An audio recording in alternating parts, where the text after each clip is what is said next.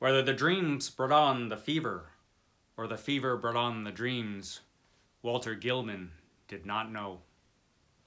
Behind everything crouched the brooding, festering horror of the ancient town, and of the moldy, unhallowed garret gable where he wrote and studied and wrestled with figures and formula when he was not tossing on the meager iron bed. His ears were growing sensitive to a preternatural and intolerable degree, and he had long ago stopped the cheap mantel clock whose ticking had come to seem like a thunder of artillery. At night, the subtle stirring of the black city outside, the sinister scurrying of rats in the wormy partitions, and the creaking of hidden timbers in the centuried house were enough to give him a sense of strident pandemonium. The darkness always teemed with unexplained sound. And yet he sometimes shook with fear lest the noises he heard should subside and allow him to hear certain other fainter noises which he suspected were lurking behind them. He was in the changeless, legend-haunted city of Arkham, with its clustering gambrel roofs that sway and sag over attics where witches hid from the king's men in the dark olden days of the province. Nor was any spot in that city more steeped in macabre memory than the gable room which harbored him. For it was this house and this room which had likewise harbored old Keziah Mason, whose flight from the Salem jail at the last no one was ever able to explain. That was in 1692.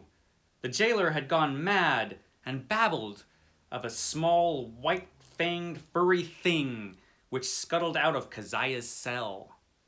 And not even Cotton Mather could explain the curves and angles smeared on the gray stone walls with some red, sticky fluid. Possibly Gilman ought not to have studied so hard. Non-Euclidean calculus and quantum physics are enough to stretch any brain. And when one mixes them with folklore and tries to trace a strange background of multi-dimensional reality behind the ghoulish hints of the Gothic tales and the wild whispers of the chimney corner, one can hardly expect to be wholly free from mental tension. Gilman came from Haverhill, but it was only after he had entered the college in Arkham that he began to connect his mathematics with the fantastic legends of elder magic. Something in the air of the hoary town worked obscurely on his imagination. The professors at Miskatonic had urged him to slacken up and had voluntarily cut down his course at several points. Moreover, they had stopped him from consulting the dubious old books on forbidden secrets that were kept under lock and key in a vault at the university library. But all these precautions came late in the day, so that Gilman had some terrible hints from the dreaded Necronomicon of Abdul al-Hazred, the fragmentary Book of Ibon, and the suppressed Unusprechlichen Kulten of von Juntz, to correlate with his abstract formula on the properties of space and the linkage of dimensions known and unknown. He knew his room was in the old witch house. That, indeed, was why he had taken it. H.P. Lovecraft's The Dreams in the Witch House.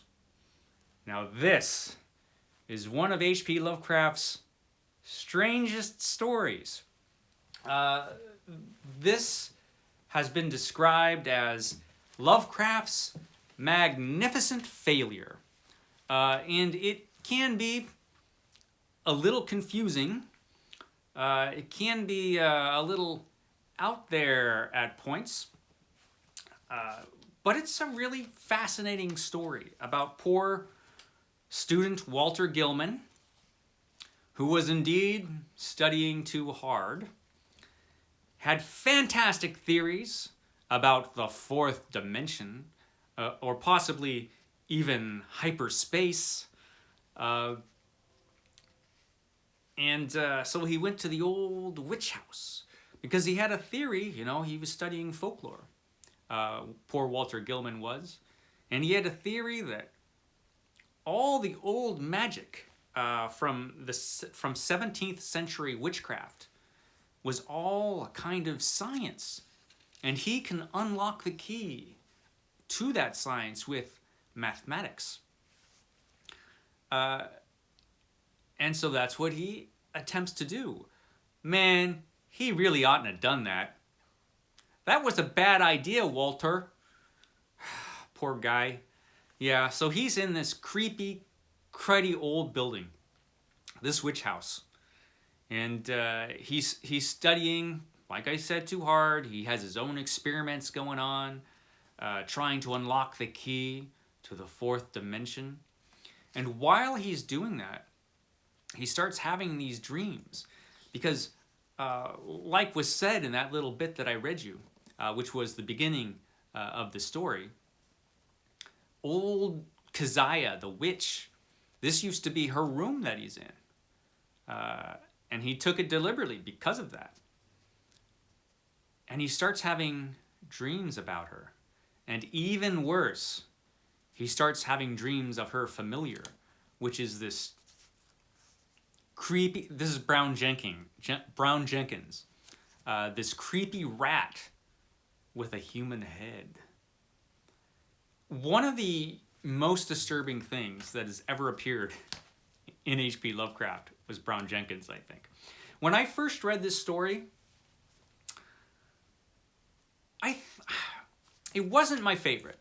It had a little too much of the trappings of a supernatural story for me. I think when I first read it, I just didn't get what Lovecraft was trying to do with this story. And what he was trying to do with this story was pretty ambitious. He was trying to take 17th century witchcraft, magic, and he was trying to connect it with science. Because at this time, H.P. Lovecraft was basically writing science fiction horror stories. And so this story, which is full of the trappings of witchcraft, and one of the main horrific characters is a witch, and we stumble upon worse things in poor Gilman's dreams than the witch. He was trying to connect this old style of supernatural tale with the kind of science fiction stories that he was writing. And so he made basically witchcraft science. It was a kind of science that modern people don't know, but you can get hints about in these forbidden books like the Necronomicon.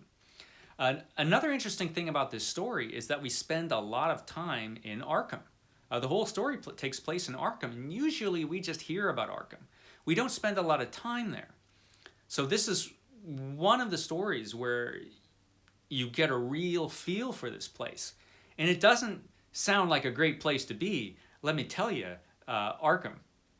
And the witch house in particular is just run down, dirty, ragged, a horrible place.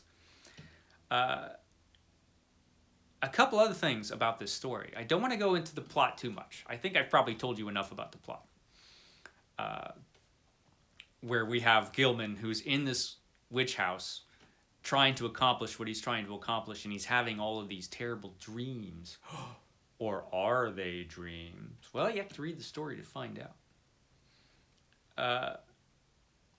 But it's interesting. It's interesting for all kinds of reasons.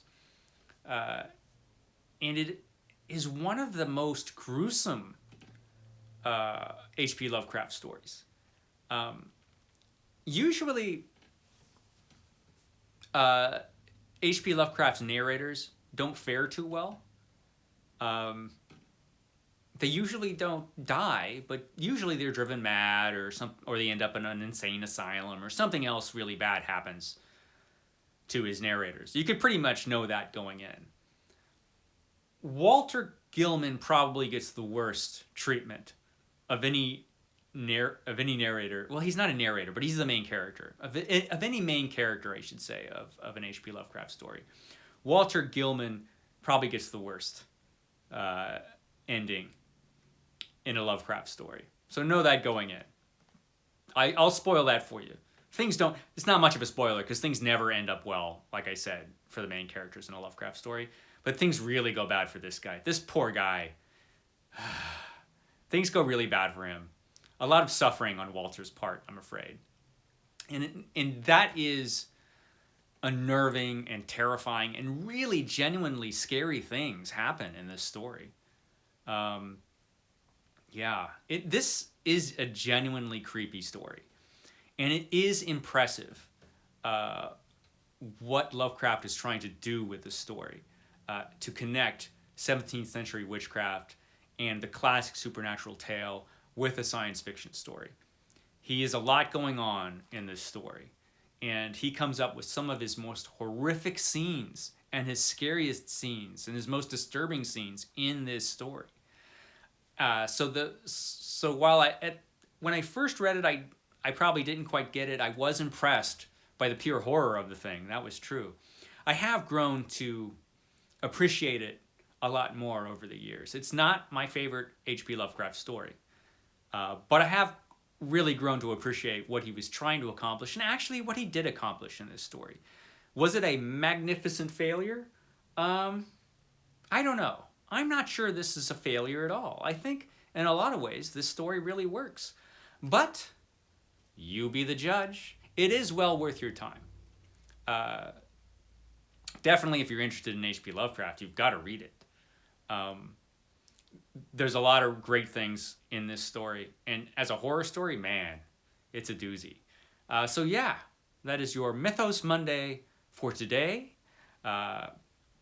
Next week, what do we have coming next week? I can't even remember. Let me see what's coming next week, because I don't want to... I think I know what's coming next week. Yeah. What's coming next week is The Thing on the Doorstep, which is one of my favorite H.P. Lovecraft stories. That one is great. Underrated, actually. It's an underrated H.P. Lovecraft story. So, be here next week for Mythos Monday when we have The Thing on the Doorstep. And catch me tomorrow. It is Tag Tuesday tomorrow, and I do have a tag to do, but also there's going to be 2 videos tomorrow. Sorry, I know, too many videos from me. But the second video will be really short because it is the results of the Read Every Book By challenge. I'm going to spin the wheel and find out who I'm going to be reading every book by. So that should be interesting. So yeah, catch me tomorrow for those 2 videos. Thanks, guys.